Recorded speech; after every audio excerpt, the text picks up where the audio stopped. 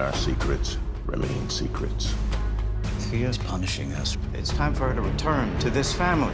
If you warn Charlie or anyone else, you are back in prison, and Charlie is right behind you. What's up, YouTube? It's your boy Mark Dark, and I'm back with another video. If you're new, if you love your honor, go ahead and hit that subscribe button, like the video, and leave your theories, comments, everything down below. Now, today we'll be talking about Your Honor Season 2, Episode 2. This is the recap. Now, I'm going to try my best to focus on all the key points in this episode. If I miss anything, you guys let me know down below. Now, before we begin the recap, let's go over the description of the episode. The title of the episode is called Part 12. The description of the episode reads, Michael Desiato discovers a jaw-dropping secret. Olivia Delmont seizes an opportunity to push Michael to make a dangerous decision. Meanwhile, a desperate business deal hatched by Little Mo and the Desire crew threatens Eugene and his low-key life on the run. Elizabeth shelters Michael, while Big Mo's big plans place her directly in the crosshairs of Gina. So those are the key elements of this episode. In my opinion, this episode was more toned down compared to the first one. We know in the first episode we got a lot of action, a lot of different things popped off, but in this episode it kind of, turned it down a notch, and we got more story, and it's just, in my opinion, building up for what's to come later down the line. Now, you guys, y'all let me know what y'all thought about episode 2. I thought it was, a good episode. I cannot wait to see what's going to happen next. Michael Desiato finally got to meet his grandson, Rocco Adam Baxter. And a lot of you guys was talking about this in the last episode. A lot of you guys said that y'all thought Fia wouldn't name the baby after Adam and maybe her brother. So she mixed it all together, and now we have a new family member. And we already know Michael, he was speechless. And on top of that, we know Jimmy, he got to be feeling sick inside to know that his daughter has had a baby by the guy that killed his son. I just know he's not liking it at all. The crazy part is, once Fia does find out the truth about what Adam did to her brother Rocco, I just don't know what's going to happen. And I cannot wait to see her reaction. And that's if she ever finds out. But we know, seeing that this is the final season, they gotta have that. We have to see that scene. Hopefully we get to see it by the end of the season. So let's begin this recap. What did we see in episode 2? Now, Michael is finally released. He's able to go back home. And the first place that he goes is to Elizabeth's house. And she's shocked. She is shocked to see him. And of course, she's going to shelter him and allow him to stay there. He does tell her it's not going to be for very long at all. And when Michael goes to the room, he notices a picture of Adam and he can't take it. He said, you know what? I cannot, look at this picture. So he puts the picture in the drawer. We know Michael is still getting over losing his son. So it's going to be kind of tough for him to make those adjustments. And Michael decided he was not going to be sleeping in that bedroom. We know he ended up sleeping in the food pantry, but we know Elizabeth does, find out about that later on in the episode. Now, we get to Big Mo's girlfriend. I believe her name is Janelle. She's performing at the club. She's doing a hell of a job. Now, she wants Big Mo to stay there, and Big Mo has to go because she gets a call from Little Mo about, some product issues. But she does tell her girlfriend, like, look, I'm going to be buying this club very soon, so I will be seeing you a lot. Now, hopefully, nothing does not happen to her girlfriend. We know Big Mo has issues with the Baxter family, and the bad thing about all of this is the Baxter family hotel is right outside across the way. So we know there's going to be an issue down the line.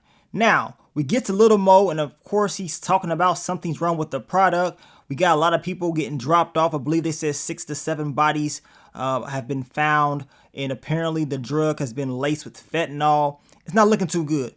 But I watched the way Little Mo looked at his crew members. It's almost like he was lying. It's almost like he set all of this up himself. We know Little Mo has his own agenda. Just by watching the last episode, we saw what he did with Eugene, right? Now, of course, Big Mo needs some weight to push, and they're not going to go to the old dealer, the old plug, to get this weight from.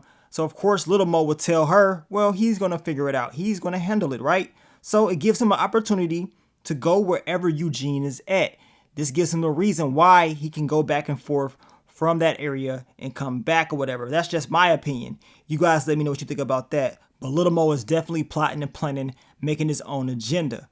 Now, we get to your girl Gina. She's at this grief group, and she ain't really trying to participate like that. She is criticizing everybody else. She's trying to act like she's better. I mean, very disrespectful. I mean, why are you even there? And of course, she's talking about that's because she supposedly has an anger problem, and she's there because her daughter, thinks it's a great idea for her to be there. Now, Gina gets back home and she's about to take a shower, but she sees Jimmy in the bed. She did not think he's going to be there. We find out that they have not been sleeping in the same bedroom, and these issues with the marriage are getting worse, in my opinion. Jimmy decides to get up and just leave because Gina did not want him in there. I mean, just based off her body language. But Jimmy, this is his spot. This is where he sleeps at and he takes his showers at. But she came up in there not thinking he was in there, and she was just going to do her thing. I know your boy Jimmy had to be feeling some type of way about that. This whole thing between the two will continue to get worse as the season airs out. Now we get back to Michael and he goes to the gravesite. We can see Adam and Robin Desiato. We know he's grieving. He's going through it. If it was up to Michael, he would probably go to this gravesite about 3 to 4 times a day. We know Elizabeth does confront him about this later on in the episode, but Michael probably will continue to do this throughout the whole season. Now, Jimmy and Gina, they're pissed off because they have not really talked to Fia like that. Jimmy does ask Carlo if he can go talk to his sister because they want to, have communications with her. They want to fix things. But as of right now, it ain't looking too good. Now, Frankie comes in. He tells them that Michael Desiato is out of prison, and they're shocked. Just like Elizabeth was shocked earlier on in the episode, you already know they're going to want to know what this dude is going to be up to. We know Jimmy does see Michael later on in the episode, but the two have yet to actually speak since season 1. I can't wait to see the conversation between the two. It has to be coming very, very soon, in my opinion.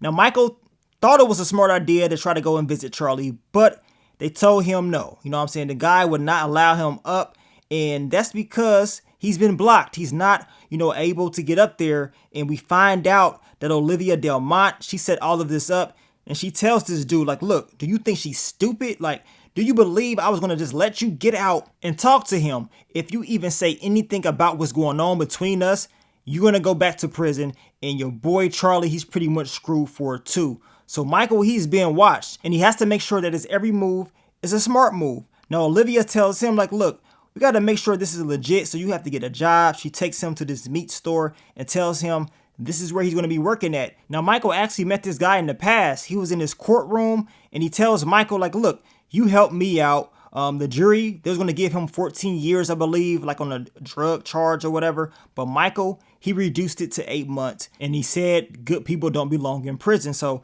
at least this guy is good. And I can see Michael doing well there. But Olivia definitely put Michael at this job purposely. And I believe that's because she wants him to get close to the Baxters, because that's one of his drop-offs that we're going to see later on in the episode. Now we get to Little Mo and he decides to go visit Eugene. Guess his name now is Justin, and he tells him, is he taking care of his aunt? Is he staying out of trouble?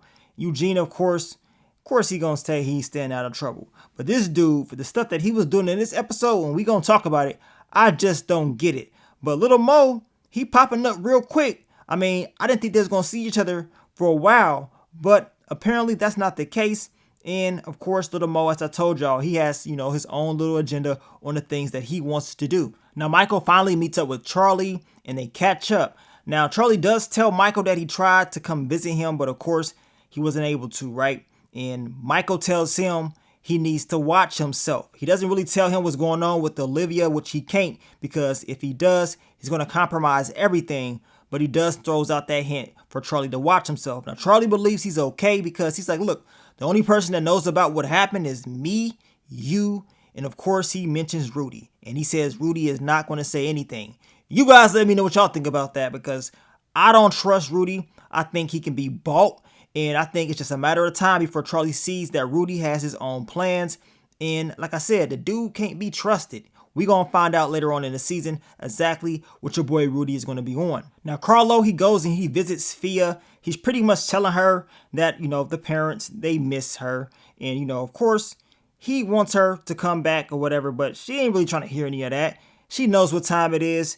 And to be honest, she doesn't even like Carlo like that anyway. Remember what she told him last season, that the wrong brother died? I mean, she didn't actually tell him that. She told Adam that the wrong brother died. So it goes to show you what she thinks about Carlo, and it ain't that much, right? It's not that much at all. Now, Big Mo, she is trying to buy this club, and Richard is not trying to sell it to her. She knows he's been in contact with a real estate agent, and he tells her, like, look, the club is not for sale at all. He's lying. He just does not want to, sell it to her for drug money. This is what he tells her. And she says, you know what? Let me go and have a conversation with Charlie because maybe he can work something out for me.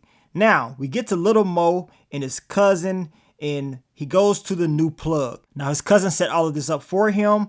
And Little Mo, he's like, look, I'm willing to buy 2 keys from you. And this guy, I believe his name is Roderick, he's like, look, I ain't trying to sell you no 2 keys. How about 20? So he wants to sell him 20. He's not playing around at all. He says his product is 5-star. Little Mo's like, let's just start with 2. But Roderick is like, hell nah, 20, plain and simple. So now he has to make a decision on what he wants to do because he's not about to go back without nothing. His cousin is telling him like, look, make this deal because if you make this deal, this will be the only deal. And he does not have to worry about being the middleman. You already know something's about to go down. I got a feeling his cousin, maybe something bad is going to happen to him down the line, but we shall see. And speaking of something bad, your boy Eugene, like what in the hell were you thinking? Now, I thought Adam was dumb last season, but I guess Eugene is trying to take that spot in season 2. So you mean to sit up here and tell me you drew out a whole comic book on what happened in season 1 and what you did? Like, are you crazy? Why in the hell would you do this, Eugene? Come on, think for a second. Do you want to go to jail? Like, I just don't get it. You guys let me know what y'all was thinking once you saw those pictures. And these ain't just average pictures, y'all. These are very detailed. I mean, it's everything that he did, and you can clearly tell it's him. Like, dude, if the wrong person saw this picture, they will automatically know what time it was. Eugene, you're going to mess things up. Little Mo is trying to look out for you, but just like Adam and Michael Desiato, when Michael was trying to look out for his son, and we saw what Adam did and messed that up, it seems like Eugene's going to do the same damn thing in season 2 and mess everything up for himself and all the work that Little Mo put in to protect him. But we shall see how this whole storyline is going to end. Now, Big Mo goes to, Charlie, and she has a conversation about, the whole club being sold. She's not getting the best feedback from the owner, and she needs his help. Charlie, he ain't really trying to have, all the different issues going on. He does tell her, what about all the bodies that keep popping up in your neighborhood? She tells him she's going to take care of it. And of course, Charlie will be helping her out. But he did mention that, this guy probably doesn't want to sell to you. I mean, because of what you do. But it is what it is. Charlie can't really afford to be going back and forth with a Big Mo. He might as well do what he got to do to keep everything solid. And of course, keep his secrets under wraps. Now, Michael was pissed off once he figured out that he had to make a delivery to the Baxter family hotel. And he runs into Fia. They're having a conversation about Adam. Of course, she's talking about, some things that she would ask him. And one of the questions, I believe, was about, where do you go when you die or whatever. And we know Michael does tell her, he thinks good people go where they deserve to go. And Fia gave him a big hug. I mean, she was happy or whatever. Now, while she's giving him this hug, a hug that her father, Jimmy, could never get as of right now, we know Jimmy was looking and watching, probably pissed off. And I know Jimmy was like, man, this dude doesn't even know that she done had a kid by Adam. I know that's what he's thinking, and it's probably pissing him off even more. Now, we get to Nancy, and she is pissed off. She couldn't wait to have a conversation with Michael once he got out. She does tell him why in the hell did he lie to her last season, and she did all these different things for him. And she's very upset with him. She does tell him he's going to get what he deserves when it's all said and done. I mean, Michael doesn't give a damn what Nancy's talking about. This dude doesn't even care if he lives. So why do you think he cares on what you talking about? You think he cares if he gets locked up or not? Michael doesn't give a damn. So I believe she just wasted her time. She just wanted to get that out because she feels some type of way about last season and about all the lies that he told her. Now, for a second, I thought Michael was about to end it all. He was probably thinking about it, but we end up finding out that he was just going to walk the dog. But man, it was looking real bad for your boy for a second. Now, Aunt Sheila, she does find out about Eugene, or should I say Justin, and the things that he's been doing in school. Of course, he's, talking about, is he a bad person and all this stuff, or a violent person? Look, ain't nobody trying to hear all that. You need to be staying low key, plain and simple. You up here drawing all this stuff with all these details, you're going to mess it up for everybody. She does tell him that the past does not define who he is or whatever, or who he's going to be. And she's just trying to look out for the kid or whatever. She does call him Justin. He's talking about that's not my name. Like, dude, it's your name. It's going to be your name, especially if you want to stay low key. I mean, I can go around calling you Eugene and you can be exposed. I mean, this dude Eugene, man, he tripping. He's tripping in my opinion. Now, she does sign off his little papers talking about if you can be Justin, then I can be Justin's mother. So they got some illegal activity going on up at Little Mo's auntie's spot. Now we get to Michael. He's done walking the dog, and Elizabeth, she's like, look, why are you sleeping in the pantry up under the biscuit mix or whatever? And he's like, look, the room you had me in is entirely too big. Your boy Michael done got used to sleeping in that celly, and he ain't trying to sleep in no big room, especially with all pictures of, his wife and of course Adam. I mean, the dude is trying to adjust back to reality, and it's kind of difficult for him. We can just tell based off his actions. But she's like, look, you ain't got to worry about sleeping in no damn pantry. You're going to sleep in the guest room. Now, Carlo, he goes and has a conversation with Jimmy. He tells him that he spoke to Fia and he believes she just needs some space. But Jimmy ain't going for that. He said that's the problem with you young folks. Y'all do not worry about time at all. He said this is the reason why we have, children, to reset that, to relive those moments. And, you can't really get that back. We know Carlo was talking about, well, look, you still got me. You still got Fia. Jimmy is thinking about his son he lost. He's thinking about Rocco. And Carlo, the way you acting, you gonna mess around and lose your life too, right? And we know Jimmy does tell him, like, look, you're a good brother. Yeah, you probably a good brother, but based on how Fia is talking about you, it doesn't seem that way. And he didn't say you was a good son, so that goes to show you how Jimmy really feels about Carlo. Y'all let me know what y'all think, but you can tell Carlo felt some type of way about that, the way he was looking. Now, Elizabeth does have a conversation with Michael. She's telling him how she goes to the gravesite once a year, and that's it. We know Michael, he goes up there about 3 to 4 times a day if he can. She's telling him, like, look, no one is there. Nothing is going to, bring them back by you just going up there all the time. But it's probably going to be a little bit difficult for Michael, but I think down the line he will eventually adjust to this. Now, Charlie does help Big Mo get this club. We know she says she does have some history there, at least with her family, and how her grandpa used to perform there. And she did mention how her pops was there watching, the grandpa or whatever. And he bought a drink, and how the owner pretty much threw the drink in his face. So the old owner at that. So she's pissed off about that. It means a little bit more to her. We know Charlie, he, gave his little spiel on what may happen if he does not decide to sell to her. So we know she ended up making that deal. And Gina was outside when Big Mo came out, and we know she was pissed off. This is just the very beginning. We know there's going to be some issues with Gina and Big Mo. Who y'all got? We know Gina's father will be coming down the line. I can't wait to see what's going to happen when he does come into the show. Now, we get to Fia and her mom, Gina. They're having a conversation. Of course, she's like, look, why are you doing this to us? Why are you doing this to your father?